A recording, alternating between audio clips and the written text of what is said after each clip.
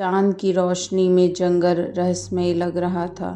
जब एक छोटी भालू का शौक अपने पसंदीदा गुड़िया को खोजते हुए पेड़ के बीच भटक रहा था।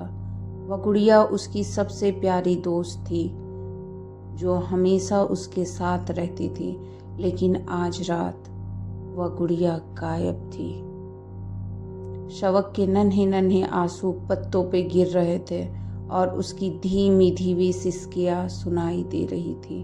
डॉली, तुम कहाँ हो? उसने धीरे से पूछा। उसकी आंखों में आंसू थे। पेड़ अब और भी डरावनी लगने लगी, जैसे कि उसकी शाखाएं उसे पकड़ने के लिए आगे बढ़ रही हो। अचानक हवा में एक हल्की हंसी गूंज उठी। शवक ने अपने कान खड़े कर लिए और उस आवाज का पीछा करने लगी, यह सोचकर कि शायद उसकी प्यारी गुड़िया वहीं होगी। एक छोटे से साफ मैदान में शवक ने देखा कि उसकी गुड़िया एक पुराने टूटे हुए पेड़ के नीचे बैठी थी। उसके चेहरे पर एक अजीब सी मुस्कान थी, जैसे वह जिंदा हो। शवक की आंखें खुशी में चमक उठी। उसने दौड़कर अपनी गुड़िया को उठाने के लिए हाथ बढ़ाया। जैसे ही उसने गुड़िया को छुआ, मैदान के चारों ओर की हवा ठंडी हो गई और चारों ओर से एक खौफनाक सन्नाटा छा गया। गुड़िया की आंखें धीरे धीरे उसकी ओर मुड़ी और उस हंसी की आवाज फिर से गूंजने लगी।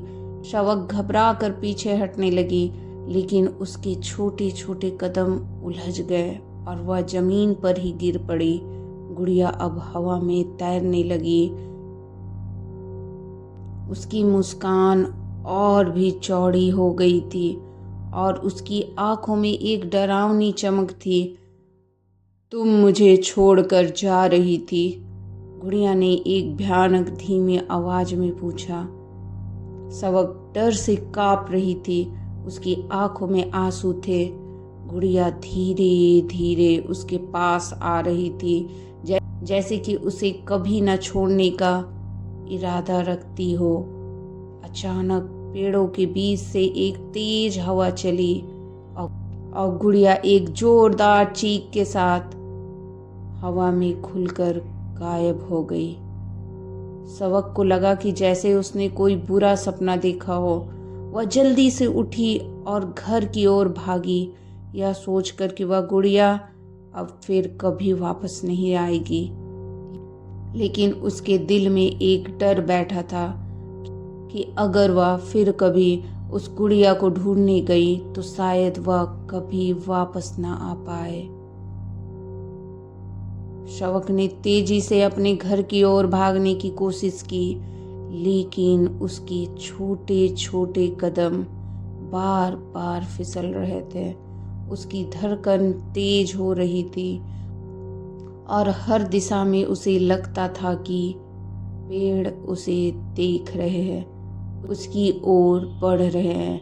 अचानक उसके पीछे फिर से वही हंसी गूंज उठी, लेकिन इस बार और भी पास से। शवक डर के मारे पलटी और फिर और देखा कि उसकी गुड़िया फिर से वहां खड़ी थी।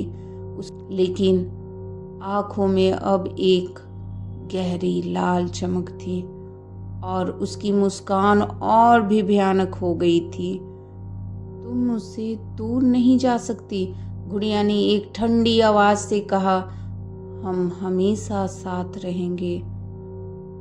शवक को महसूस हुआ कि उसके पैर अब हिल नहीं रहे थे, जैसे कि कोई अदृश्य शक्ति उसे जगह पर जमाए हुए थी। उसकी आंखों में आंसू भर गए, लेकिन वह कुछ नहीं कर पा रही थी। गुड़िया धीरे धीरे शवक के पास आई और उसके छोटे पंजों को अपने ठंडे कठोर हाथ में पकड़ लिया। अब हम कभी अलग नहीं होंगे, गुड़िया ने कहा और उसके साथ ही वह और शवक दोनों घने कोहरे में लुप्त हो गए। सुबह जब सवक के माता पिता ने उसे ढूंढा तो वे उसे कहीं नहीं पा सके। बस उस मैदान में जहाँ पेड़ के नीचे गुड़िया मिली थी, वहीं सवक की पुरानी गुड़िया बैठी हुई थी। उसकी आंखों में वही अजीब सी लाल चमक। सवक का कभी कोई पता नहीं चला और वह गुड़िया अब भी वहीं बैठी रहती है, नए शिकार की तलाश में, जो शायद उसकी नन्ही दोस्त बनने की कोशिश करे। तो आज की स्टोरी यहीं पे समाप्त होती है। अगर आपको मेरी स्टोरी पसंद आए तो प्लीज़ मेरे चैनल को सब्सक्राइब करना ना भूलें। Bye bye.